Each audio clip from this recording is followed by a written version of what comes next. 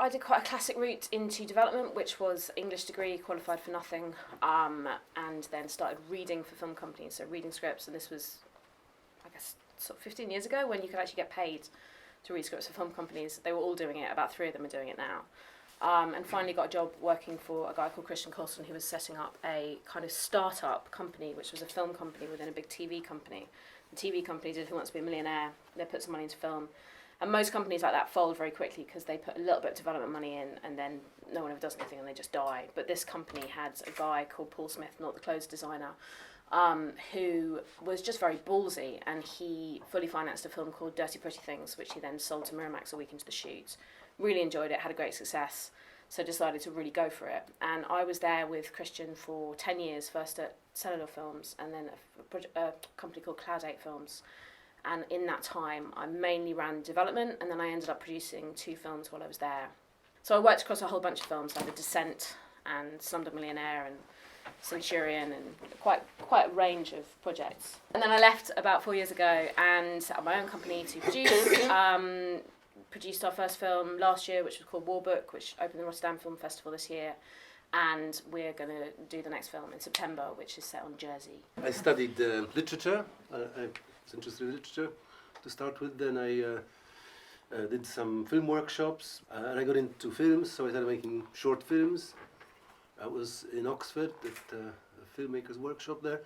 Then I got into the BBC, into the music and arts department at the BBC, where I had the good luck of meeting an editor in a literary programs who gave me a fantastic license to make whatever I wanted. So I made documentaries which were technically something to do with literature, but they were not really about literature, they were about all sorts of things. But I was a documentarian for a while, and that was my big passion. Then I ran out of ideas. BBC became like boring corporation, mid-90s, and I started inventing stories, and then started making fictions. My crossover into fiction was a short film, or 50-minute film called Twockers, and that was quite an interesting experience. It helped me combine my interest in the kind of, the texture, the poetic texture of a real world, with a fictional structure and character. There was a 50-minute film, very simple plot, but a lot of like atmosphere and good characters, good ready-made characters, because we found them among non-professionals. Then I made a more complicated film, Last Resort, which was again very cheaply made, but it did well. It was released in cinemas, and then I made some more films, and the last film won an Oscar. And to cut a long story short. How projects come to you, or you come to projects? I have a lot of relationships with writers and directors that I've kind of built up over the last 10 years, so being in kind of communication with them and sort of knowing what they want to do and having a dialogue that is trying to find the right projects, and often that can take years really to find the right projects with someone. There's also ideas that I have that I sort of generate myself and then take to writers, because the truth is actually that a lot of those people you want to work with are so busy that they never really have the time to come up with original ideas anyway. They're just kind of given stuff all the time, and a lot of them are doing a lot of adaptations of books, adaptations of other films. So you kind of have to go to them with ideas. So I read a lot of books, I read a lot of newspapers, watch documentaries, sort of really everything. And then obviously relationships with agents. As a producer, that's really important, to have good relationships with agents who can then bring you material from their clients which they think would suit you and is interesting. I just think you're kind of ferreting around all the time, really. Have you ever made a film that's been brought to you by an agent? I've got a script in development that was... Yeah, I've got a couple in development actually that were sent to me. One in particular which was sent to me at a time when I was so busy and I didn't really want to take anything on. And the agent is someone I like and trust a lot, and she said, I've only sent this to you and you will love it. And I read it and I was like, I absolutely love it. Okay. I think when an agent really gets you and understands your taste and what you want to do, then it can be very valuable. But most of the time, because they're talking to so many people, and really all they're trying to do is kind of, a lot of the time, justify their job, a lot of the time is send out some scripts so some people are reading it, so they can say their clients, people are reading things. There's a lot of bump to get to the gold. Yeah, that's the fun part of what I do, is inventing stuff. That's what I like most. And that was even when I was making documentaries, half of them are invented. Not exactly invented, but I was sniffing around for something interesting, a character, world, and then kind of falling in love with it in some way, and knowing that I'm not sure what it is, but there's something there, and I will devote the next year of my life to finding what it is that I found. With fiction, it's sort of similar. I've got a lot of stories which I think are amazing for a while, and then I discover that they don't have the legs, for 90 minutes or whatever. So then I put them aside and invent another story and go with that for a while. Then that runs into sand. So I go back to the previous one, and suddenly something happened that makes me think, oh, now I know what to do with this one. So it's not a very scientific process. It's a permanent inventing and looking and listening to yourself. Is this really worth doing? Is this really what I want to spend the next 3 years of my life with? I did have a film where producers came to me with a book, and I was a bit stuck in life and in general, so I accepted the project, and it was a thriller set in Paris. And that was the only time where I actually kind of accepted a proposal from somebody from producers. And then when I got into it, I started doing my own thing to the point where I kind of dismantled the whole book. There were some murders in the thriller which disappeared, and it became a weird hybrid. So it ended badly in a way, this adventure. And I realized that I do have to start from my own ideas. I usually have 3 ideas that occupy me all the time, and I see which one will suddenly spark and carry me with it. Like with Lida, I kind of started writing it, a version, like 8 years ago. Then I got stuck. That was before I came across this character of the aunt. I mean, I always had that character somewhere in my back pocket, but I didn't think of putting it together with this other character. And then, when these two things connected 4 years later, suddenly it started kind of writing itself very, very quickly. And then I kept rewriting it all the time until, in fact, during the filming, I was still kind of rewriting it. But there was a really solid base with 2 good characters and a good structure and a good subtext and all sorts of elements that worked. There's no science to it at all. It's just this just dredging up a lot of stuff and then waiting. What do you really want to do? What do you want to say?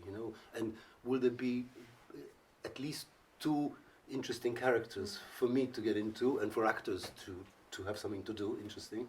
Characters who are complicated, paradoxical in some way, who think they want one thing but they want something else, that kind of stuff that actually brings a film to life.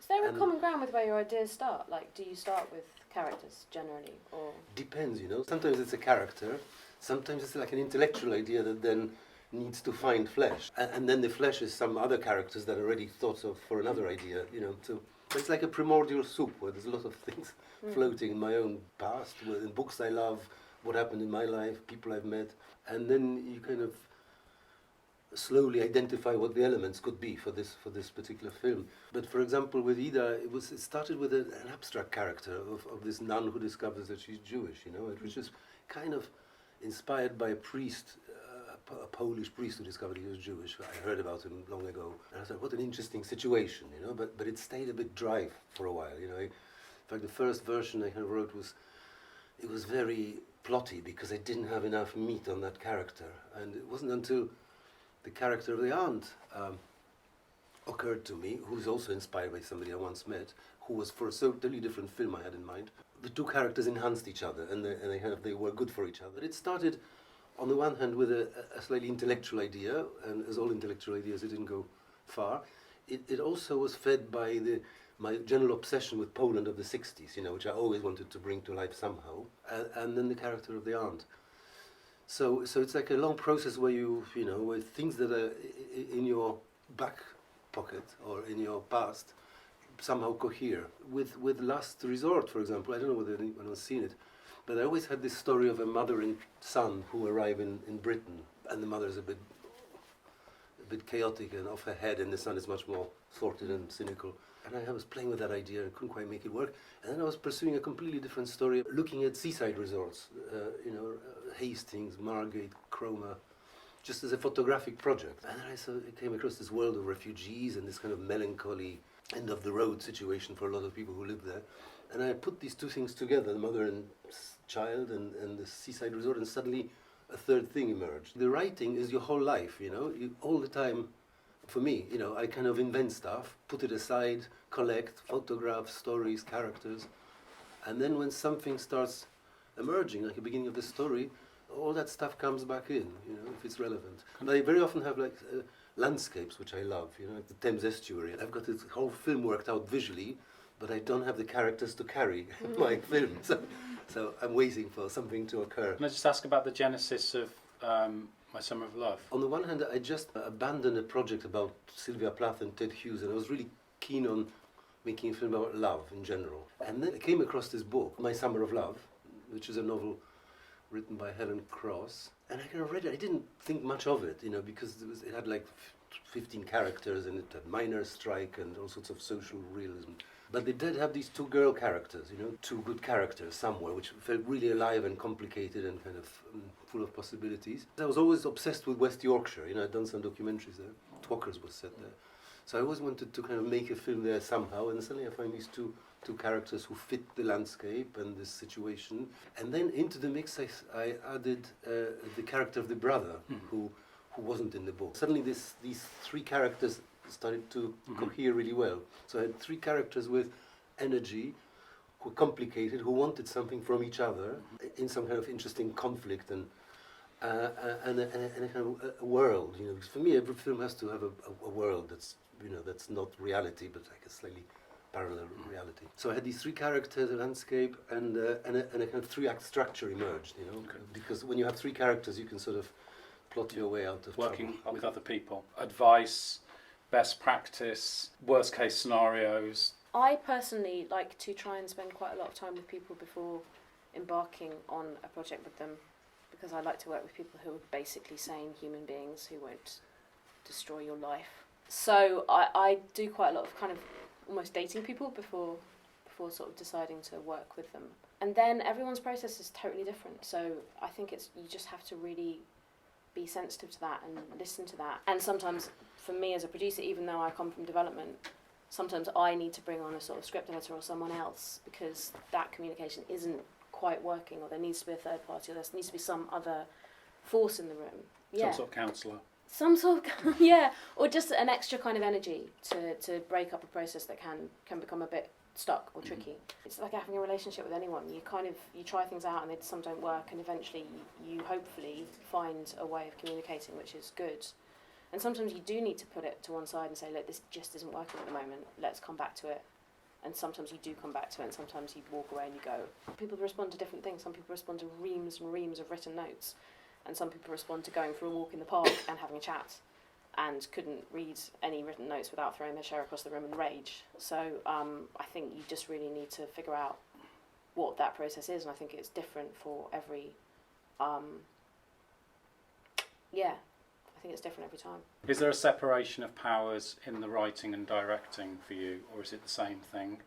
It's the same It's thing. the same thing, For, okay. for me, but it's like, Yeah. every film is a different equation. No? It's Yeah. like, some films are driven by producers, and which is nothing wrong with that, but that's the nature of the game. Some are by the writer who wrote a great script, and then somebody has to serve that script. And what I like, ever since I was like the boss in my own documentaries, I just like being in charge of everything and being responsible for everything.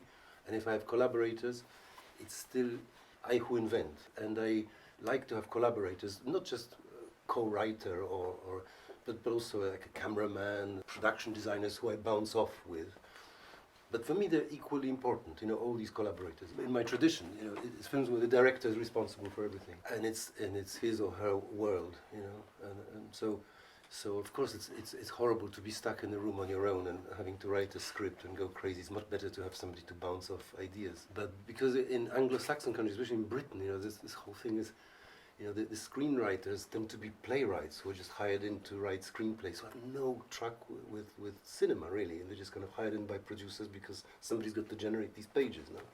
So there's a real problem, you know, because you know, it's a different tradition of filmmaking. You know, when you look at the cinema I like, you know, like Tarkovsky or whatever, Fellini, it's always, in the end, it doesn't matter who, like credits of 5 writers sometimes, but nobody would say this film is directed and co-written by Fellini, So I'm not comparing myself to Fellini, but that's the sort of cinema I like, and I like this one person who stands behind it. I think you mentioned earlier when we were kind of talking about this, I like working with people that I trust. Yeah. I don't necessarily need good writers, I need people. It sounded like it was more of a relationship. Yeah, totally. The people I work with, I didn't work on the basis that I've seen their work and, I'd love to work with this person. It's more, I like this person, we can spend time together, and at the end, there'll be a script. But the same with editors, I don't, like the last editor I worked with in Poland, again, I'd never seen his work, but I liked him. And in the end, it's up to the director to actually make all the decisions, because you are responsible.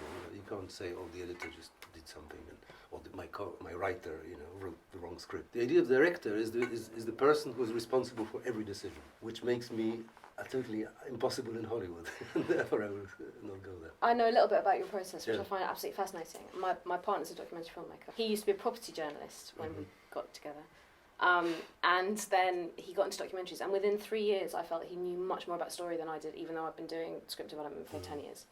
And I think it's really fascinating how people come out of documentaries into fiction, because I think there's a kind of confidence about not having a script that's set in the way that scripts in the UK are. It's just shaping stuff. Yeah, because you're there every day, you're filming people, and you have to go, is this person's story interesting? Am I going to continue following them, or am I going to follow this person? Am I going to do this? You're making decisions on story all the time, on your feet. And I just think that people who come from documentaries, or who do documentaries even on the side, learn so much about what's really interesting. What am I really going to follow? How am I going to shape this? How can I live inside this world and make the story inside this world? It's a completely different approach. Gaining access. Down to kind of Gaining get a access screenwriter, get a script, make that script as perfect as possible on the page, and then film it, and suddenly everything starts changing, and you're like, oh God, we're not filming the script, which is... But this is basic instinct, do I believe in it, no? Like when you look through the viewfinder, do I believe this? Is it exciting, no?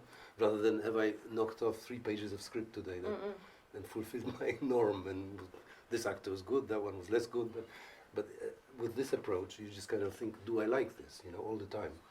You kind of alluded to the fact that there was writing going on during the process for Eden. Yeah, totally. Well, all my films. I mean, in prep, even when I'm looking for locations, not just in terms of locations, but it buys you time. The longer you spend actually focused on your film or living inside its reality, by looking at locations, by doing casting and looking at actors, the more things settle, and the more interesting it gets, and the more true as well. And then even during filming, I keep improving things, and usually I asked for a break in the filming, just because ever since that film we did with Mark Isaacs, Twockers, we actually had a built-in break of 3 weeks to edit a bit and kind of readjust the last third of the film. And I try to do that with all my films. With Ida, I didn't get that break for financial reasons, but in the end I did get it because the snow fell and we couldn't go on filming. So I actually ended up having 3 months break where I rewrote like 1/3 of the film just off my own bat, and kind of found new locations, added things, took things away, re-rehearsed things. For me, the writing never stops. It's just this permanent feeling, that it's not what's on page that's important. It's the kind of underlying story. You have to get the story right, the basic ingredients. The characters have to be strong.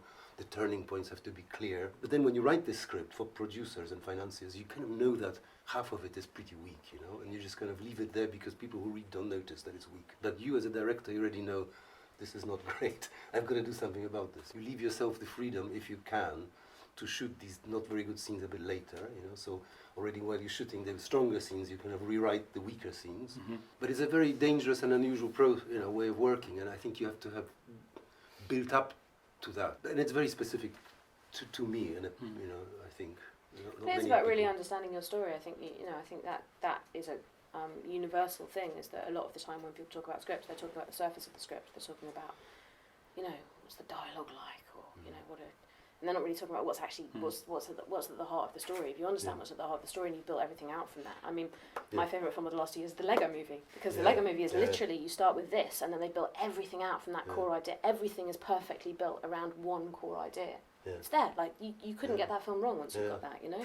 So you've got to understand your story like that, and then the rest of it is just the window dressing and will come. Do you work from outlines, or do you work from treatments? Do you work from... Depends again. So either way. It really depends. I mean, you always end up. Well, you don't always end up with a script. Generally, you end up with a script. But yeah, I mean, it can start from. Do you have a preference, or does it depend on the project and the collaborators? Do you have a preference on working on short form or drafts? No, I don't. But I just think you always need to be able to boil it down to like a few paragraphs. When I talk about pitching, I'm just like, for me, the pitch is like, are you sitting beside me in a pub? Are you telling me a story that I'm interested in? That's all it is. Is that the bells and whistles are just kind of to make it feel sparky. But it's like, can you sit down and tell me a story? I mean, my dad's a film director, and when he went to film school, he went to the NFTS, and his job in his interview to get into the NFTS was him sitting there, and they said to him, tell us a story. That's all they did. Just tell us a story. And he sat there and told them a story. He's a great storyteller. You meet a lot of writers, people who want to be writers, people who want to be directors, they can't tell you their story. That's a problem. You know, so for me, you work from a script, you work from a treatment, all of those are kind of useful tools and often useful selling documents, but ultimately, can you sit down and tell me your story? Do you outline before you go to the draft? Of course, yeah. It's, all I do is outline. Okay. Like, and then you start shooting. No, and then I have some scenes that they're just functional, but the outline is the main thing, just to get it in your head.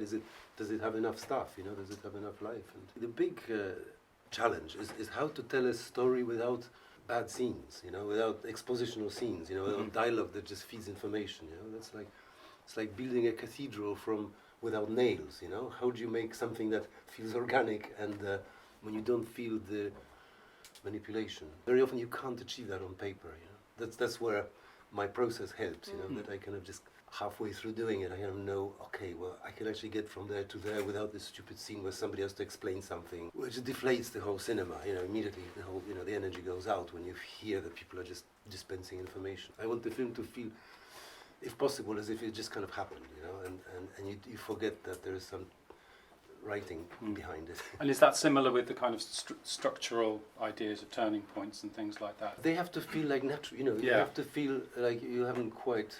Because usually audiences get when you're planting stuff, they know where it's going, and that's to be avoided if possible. I I'm just a book junkie. I just when I was a kid, I never went out. I just read books, so I sort of feel like I know quite a lot about how stories work instinctively. It's only the last few years that I've started to find more techniques for unlocking things when they've got stuck, which are some of those script techniques. But my instinctive approach is to just come at it more like, this is boring at this point. Why is nothing happening? Rather than we need this to go here or this to go here. And sometimes I think it is really useful. I mean, there's a project we're doing at the moment where actually we have asked, because the writers are very interested in those kind of the American script structure, the Blake Snyder that they keep talking about. Well, like, I could put it in that Blake Snyder thing. Let's look at it. Let's see if it works in that. Because it's not working in that. I don't know what that is, but I can feel instinctively that your story is not working. So why don't you actually put it into that? Then you'll see it's not working, and then we can work backwards from that. So I think those are quite useful tools to kind of bring things to the surface, but ultimately they are always going to result in things that feel very like things you've seen before. So if you don't want to do that, and there's different tools and different ways of achieving the same end. Absolutely, maybe. And I think it can be really damaging. I mean, I went on a script course a long time ago when I was sort of just starting off, where we had a tutor who had a very rigid set of ideas about how script should work, and I didn't really agree. And my writer, they sort of a week, and they sort of drummed it into us. And when we left, our script sort of fell apart. And I talked to the writer now, and this is sort of 7 years later, and he's still haunted by this idea. He said now when he's writing, he has that in his head, and he can't get it out of his head. And that's not useful. All of these things can be useful if you look at them and you go, what can I draw from that? What can I draw from that? And there are constants through storytelling that keep coming up, and there's a reason they keep coming up. There's a reason certain stories work in certain ways, but you can't be too enamoured, I think, of any of these systems, because really they're just, people have written them to make money and sell books. There's no replacement for reading a lot of books, watching a lot of films, understanding how stories work from the inside out. And the language is a useful shorthand to get to places if you're speaking the same language. Yeah. Pavel? 3-act structure? Yeah, no, I don't believe in it as a kind of prescriptive thing. Yeah. So I'm totally against it, but at the same time I end up with one. So just whatever happens, I tend to have like 3-act structure by accident or through the process. So obviously there's something in our brains that has this 3-part thing, and even with my documentaries, I remember there's always like 3 parts, So maybe there's something hardwired into a Western brain, because it is a kind of Western thing, I think. I wouldn't start from it. I would just start from good characters, you know, and some kind of transcendent theme, you know, that the film is about. You know, what's this film about? You know, and who are the characters? What do they want from each other? What's their problem? You know, so. And when you have like 2 or 3 good characters, you know, the structure will find itself, and it will probably end up being 3-part structure somehow. What's next? Oh, I'm trying to make a film in September this year, set on Jersey, which is a unique and strange island. It's by a first-time director called Michael Pearce, who's currently doing Guiding Lights, actually. So they're at BAFTA tonight. It's actually a really interesting project because it's very, very loosely based, or not even loosely based, but inspired by the Beast of Jersey, who was this serial abuser in the 1960s. If I told you the plot, it would sound like a Julia Roberts thriller from the mid-90s, but everything about the way he's come at it is much more interesting and sort of fairy tale-y and artistic and beautiful. You're excited? Writing, actually. I'm really excited about it. And he's great, he's a really good director, and Jersey is a very interesting place.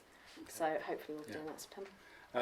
Paweł? I'm writing 3 different things, and none of them work. So Yeah. you know. Perfect. So Okay. I'm calm. You know, very calm. You're very calm. It's all good. Nothing's working. It's all good. Yeah, Okay. they're all 3 interesting. You know, so they will work at some That's point. it. How do you fight? How do you fight for the movie that's in your head? And how do you get it there? Well, your main fight is against your own self, you know, your own stupidity and lack of imagination. And then, you know, when you work out what it is you're trying to do, usually there isn't a problem, you know. I mean, when you really have something that's beginning to work, it's up to a certain budget, you know, it's not difficult to get people excited. Of course, if you have a track record, it helps, you know, then people can know who you are and they come to you more readily. But it's not so heroic, you know. The real problem is to come up with something you really want to show and tell, to have some like emotional engagement in it, and filling your imagination with that world. And then if it's not working, you know, and if people don't want it or try and divert it, be prepared to walk away from it. You know, I remember that Kieślowski once said to me when I was a very young student, I was kind of interviewing him for some magazine, and he said something like, you should treat each film as if this possibly is your last film, you know. So I have this sort of all or nothing approach, you know. They can sack me if they want, you know, but but I have to be totally convinced that this is what I want to do myself. And then once you know, when you do it, then of course, you know, the whole thing evolves anyway. So you have to also be prepared to be honest with yourself that this is not working. Don't pretend it's working just because you're wonderful and you've come up with it, so it must be working. No, you have to constantly test your you know, ideas and your story against what's going to be on screen. You know, how's it going to work? Can you tell this scene visually? You know, rather than having people, you know, having to explain stuff. So it's a long process, and your main enemy is yourself, really. You know? You just have to, do you know Steve Clark-Hall? He used to say, you just have to choose the hill you want to die on. You know, you don't fight every battle because you get exhausted and people stop listening to you. You know what's important, and that's kind of across the board. I mean, you know, especially nowadays when budgets are just tiny, they're shrinking. So you are going to need to find creative solutions around the fact that you don't have money for things. And I think if you can see those as, can I find a creative way around this? Can I find this as a way of loosening up the process rather than just being angry about the fact that I don't have the money to make things? How do we try and achieve what's in this and what's the beauty in this script on the budget we have? What's really important? What's the fights we need to make? What can't we compromise on?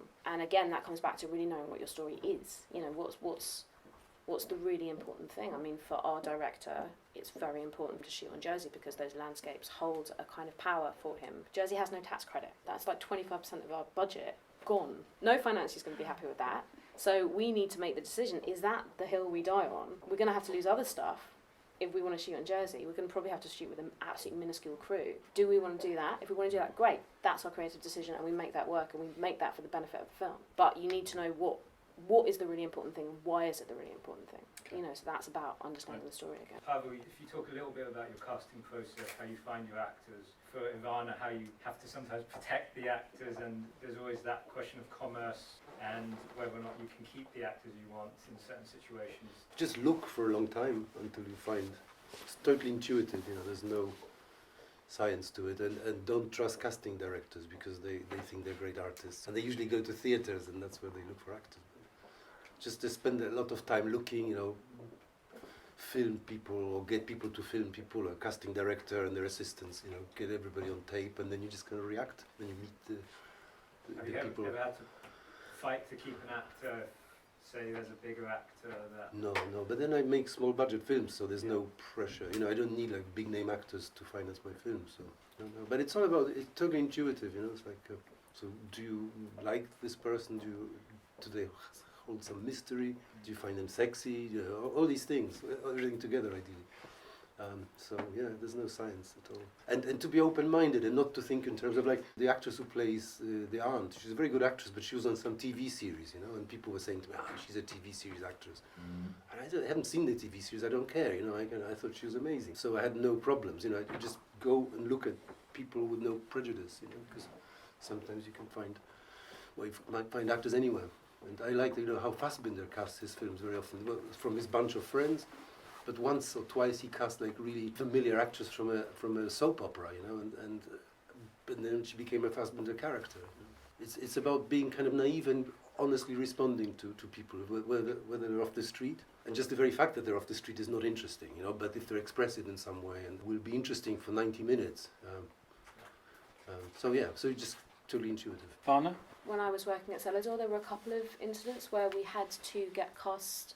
We weren't allowed to cast our first choice. And I think you need to know what is that budget level where it tips over into being cast dependent. Yeah. A lot of the time it's nonsense, unless you're going to cast Tom Hardy or someone. Often it feels a bit arbitrary. It's like, so you're not allowing us to cast this person who we think is brilliant, and you're asking us to cast this person who, if you asked anyone on the street, they wouldn't know who this person was. Like, we only know who this person is because it's in the film industry. A lot of the time it does feel slightly arbitrary, but a lot of the time it's based on international sales. It's like, well, we know we can sell this film to Japan if this person's in it, so that's going to tick a box. So you just need to understand that, I think, as a filmmaker. What's the point at which your film becomes cast dependent, and do you want to be in that game? Because that game can be interesting if that's where you want to be, but otherwise it's not. And then I think in terms of, I think it's really interesting talking about how you do cast actors. The thing I always find interesting about actors is, like, I don't know quite how to put this, the varying levels of intelligence. You get some actors who are really smart, you get some actors who you talk to them and you literally can't understand what they're saying. Like, you just like, is your brain even functioning? And they get in front of a camera and they're amazing. And that, I find that really interesting. Is that often you couldn't have a conversation with someone about what is it your character wants, let's talk about your character. You literally couldn't have that conversation. But you put them... De Niro's like that, I imagine. Yeah, you put them in front of a camera and they're just extraordinary, and there's something instinctive there. How did you articulate it for Ida, the cinematography? Well, the big decision was to do it in black and white, not to move the camera, and then to frame it weirdly. Headroom. When I said to the producers and financiers that it's going to be black and white, they went pale, and then one of our financiers dropped out immediately. So that was not easy. Then the camera not moving, that was like, it became clear that that's going to be a good way to do it, because I wanted the film to be kind of photographic and contemplative rather than like a story. And it actually helped me focus on the mise en scène, not having the possibility to move the camera. The first DP who left, he had problems with that. He said, no, we've got to move, come on, it's just like, blah, blah, blah. So the second one had no problems at all.